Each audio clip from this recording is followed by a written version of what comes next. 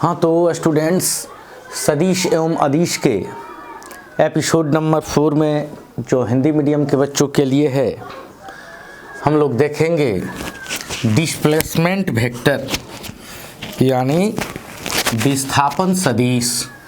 क्या देखेंगे हम लोग? तो हम लोग देखेंगे डिस्प्लेसमेंट वेक्टर। तो ये डिस्प्लेसमेंट वेक्टर क्या होता है? तो वही विस्थापन है जो आप पहले से जानते हैं। तो ये विस्थापन सदिश, तो ऑलरेडी आप लोग जानते हैं कि दो बिंदुओं को मिलाने वाली सीधी रेखा को विस्थापन कहते हैं, उसी को विस्थापन सदिश भी कहते हैं। The straight line joining two points called displacement. The straight line joining initial to final point called displacement, यानी किसी बिंदु के प्रारंभिक एवं अंतिम बिंदुओं को मिलाने वाली जो सीधी रेखा है वो क्या है? तो वो कहलाता है डिस्प्लेसमेंट वेक्टर। अब हम लोग मान लेते हैं कि यहाँ पर कोई पॉइंट ए है, कोई पॉइंट यहाँ पर क्या है?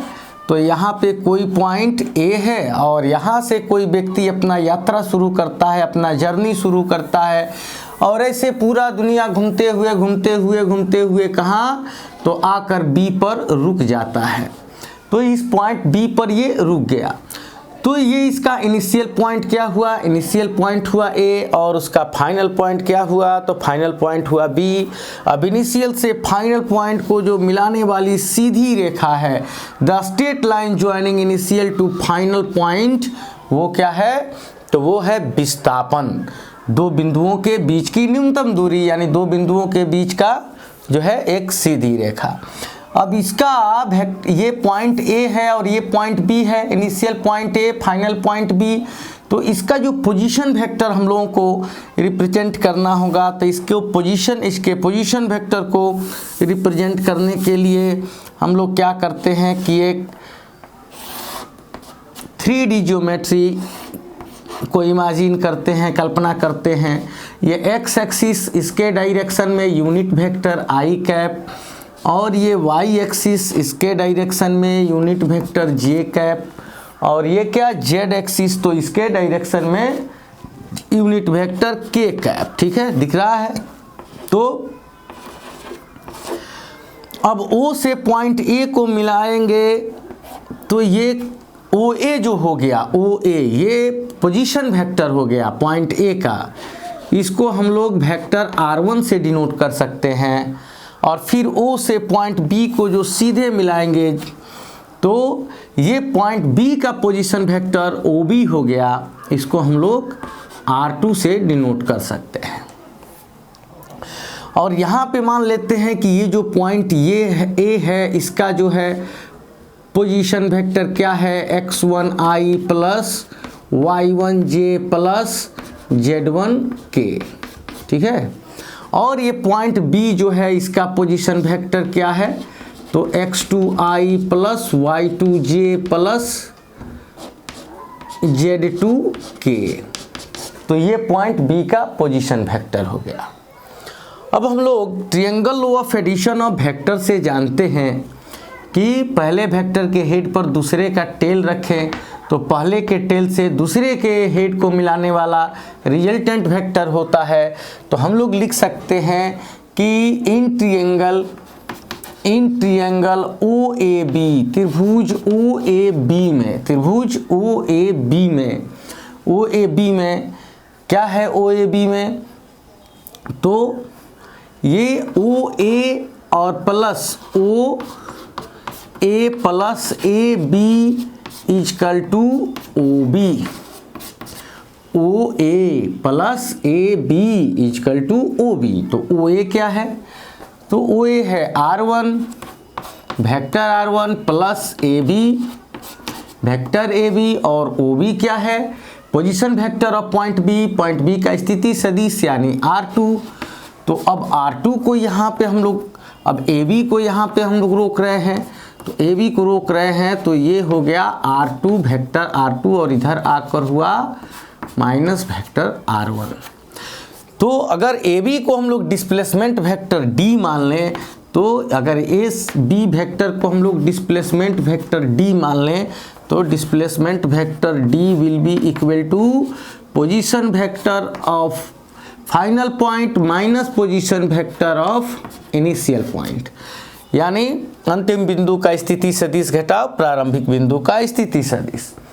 अगर यहाँ पे अगर हम लोग D की बात करें तो R2 क्या है, तो R2 का पोजीशन वेक्टर पॉइंट B का है, तो वो क्या हो गया, वो हो गया x2i plus y2j plus z2k, और उसमें से क्या घटा देंगे, तो उसमें से घटा देंगे x1i plus y1j plus z1k। अब ये हो जाएगा x2i plus y2j plus z2k, और ये माइनस होने के कारण इसका साइन बदलेगा x1i minus y1j minus z1k। और यहाँ पे अब i वाले को एक साथ रखेंगे, जैसे x2i, फिर ये वाला माइनस x1i, फिर यहाँ क्या है y2j तो माइनस क्या हो जाएगा y1j, और फिर यहाँ है z2k, तो इसमें से क्या सब्ट्रैक्ट होगा, तो माइनस z1k। तो यहाँ पे अब i कैप को आप कौन करेंगे, तो x2 minus x1 i cap, y2 minus y1 j cap plus z2 minus z1 k cap आपको मिलेगा। यानी अब यहाँ डिस्प्लेसमेंट वेक्टर क्या हो गया, यहाँ डिस्प्लेसमेंट वेक्टर हो गया x2 minus x1 i cap plus y2 minus y1 j cap plus z2 minus z1 k cap. तो अब यहाँ पे आप जो हैं अब डायरेक्ट भी यहाँ पता कर सकते हैं, जैसे कि यहाँ डिस्प्लेसमेंट वेक्टर है, तो यहाँ डिस्प्लेसमेंट वेक्टर को डायरेक्ट कैसे लिख सकते हैं, तो फाइनल पॉइंट के रेस्पेक्टिव पोजीशन वेक्टर से इनिशियल पॉइंट के पोजीशन वेक्टर को घटाएंगे। जो जैसे कि फाइनल पॉइंट बी है, उसका अगर i कंपोनेंट वाला लेते हैं तो i कंपोनेंट से घटाएंगे, j वाले को j कंपोनेंट से, k वाले को k कंपोनेंट से घटाएंगे। तो जैसे कि फाइनल पॉइंट x2i है और ये x1i है, तो ये x2i माइनस x1i यानी x2 माइनस x1i कैप। फिर उसी तरह से direct y2 minus y1 j cap plus z2 minus z1 k cap. तो ऐसे हम लोग डायरेक्ट जो है वो पोजीशन वेक्टर के द्वारा डायरेक्ट पता कर सकते हैं कि कितना डिस्प्लेसमेंट दो पॉइंट के बीच में हुआ है। ठीक है बच्चों, तो अब जो है अब एक और वेक्टर को हम लोग देखते हैं जिसका परिमाण तो शून्य होता है लेकिन दिशा होती है। तो वो कौन सा सदिश है, तो वो है शून्य सदिश। शून्य सदिश जिसको हम लोग कहेंगे जीरो वेक्टर या नल वेक्टर। क्या कहेंगे, नल वेक्टर। नल वेक्टर कहेंगे इसको हम लोग, या जीरो वेक्टर कहेंगे। तो इसको कहेंगे हम लोग शून्य सदिश।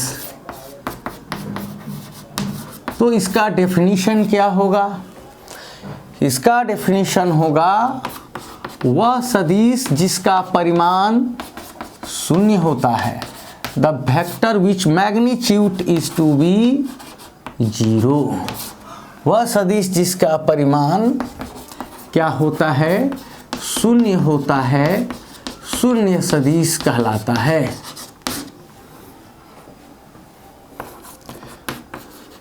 शून्य सदिश कहलाता है।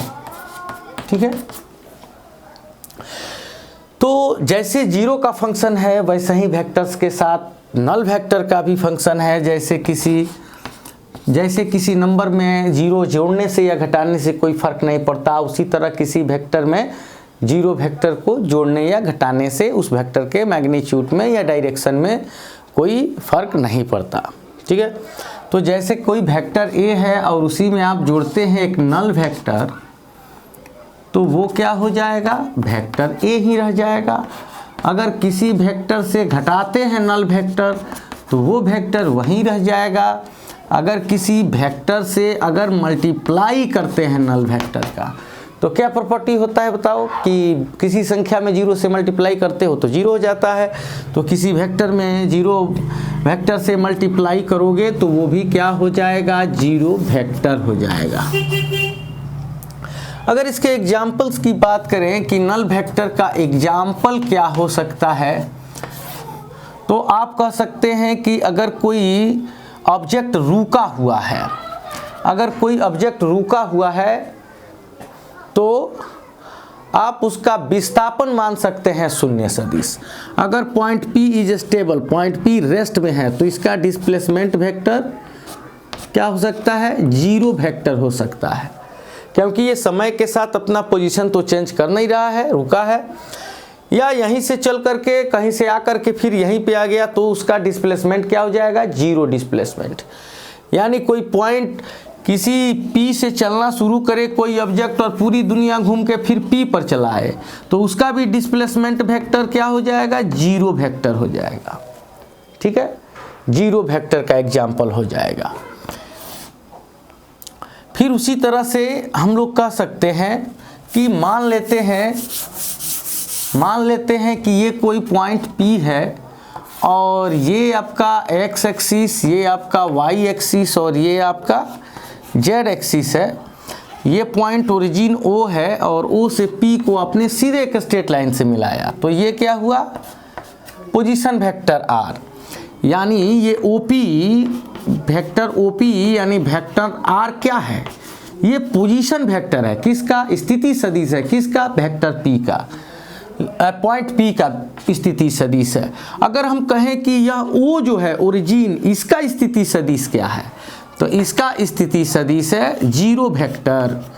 यानी इसको कह सकते हैं zero metre I cap, zero metre J cap और जीरो मीटर K कैप से इसको डिनोट कर सकते हैं इस जीरो वेक्टर को। तो जीरो वेक्टर, क्योंकि ये जो आपका ये जो ओरिजिन है, ये ओरिजिन जो है वो zero metre x axis, zero metre y और जीरो मीटर z, तो ये इसका मैग्नीट्यूड जीरो है।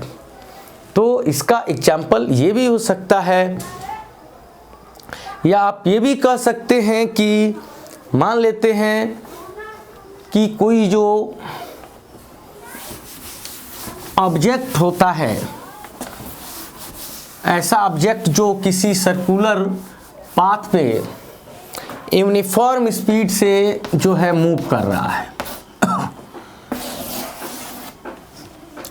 हाँ, ये भी कह सकते हो कि अगर ये लाइन है और इस पर जो है एक गाड़ी जो है समय के साथ उसका ना डायरेक्शन चेंज हो रहा है, अगर इसे कहे velocity vector v1, velocity vector v2 and velocity vector v3, ये टाइम t1 पर वेक्टर है, ये टाइम t2 पर वेलोसिटी और ये टाइम t3 पे वेलोसिटी है, तो यहाँ पे आप कह सकते हैं कि यहाँ जो एक्सेलरेशन वेक्टर है वो क्या है, जीरो वेक्टर है।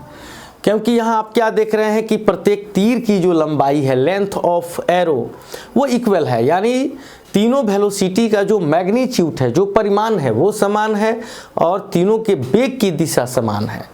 तो वेग समय के साथ ना ही परिमाण बदल रहा है, मैग्नीट्यूड चेंज हो रहा है, ना ही दिशा बदल रही है, तो वो वेक्टर नहीं बदल रहा है।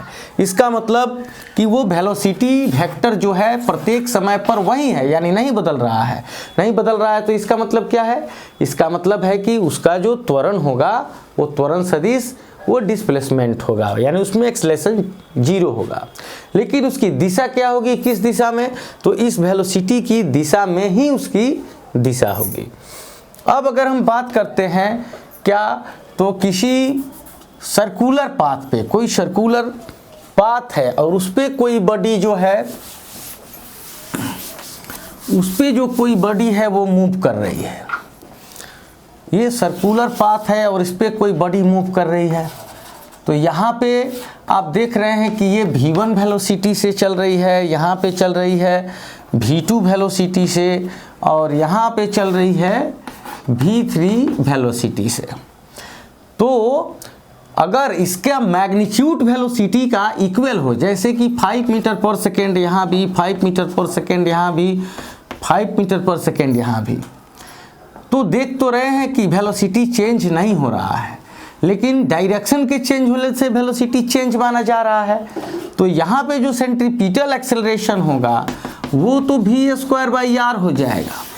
लेकिन अगर टेंजेंशियल एक्सेलरेशन की बात करें, अगर मान लेते कि गाड़ी ऐसे नहीं घूम के इसको एक स्ट्रेट लाइन बना दिए, स्ट्रेट लाइन, और इस पर वो यूनिफॉर्म वेलोसिटी से चलने लगे, तो आप ये कहेंगे कि टेंजेंशियल एक्सेलरेशन जो होगा वो जीरो होगा, at जो होगा वो क्या होगा, जीरो होगा। तो एक्सेलरेशन यानी स्पर्श रेखा की दिशा, यानी अगर सीधा कर दे इस पथ को तो वस्तु सीधे चलने लगेगी और प्रत्येक बिंदु पर उसका वेग समय के साथ समान रहेगा, तो उसका जो है त्वरण नहीं होगा, जो इसके पहले अभी हम लोगों ने देखा था यहाँ पे। तो टेंजेंशियल एक्सेलरेशन जो होगा, स्पर्श रेखीय त्वरण, वो क्या होगा, वो जीरो सदिश, शून्य सदिश जो होगा वो नल सदिश का उदाहरण होगा। अब आगे बच्चों हम लोग देखेंगे कुछ और बिंदुओं को।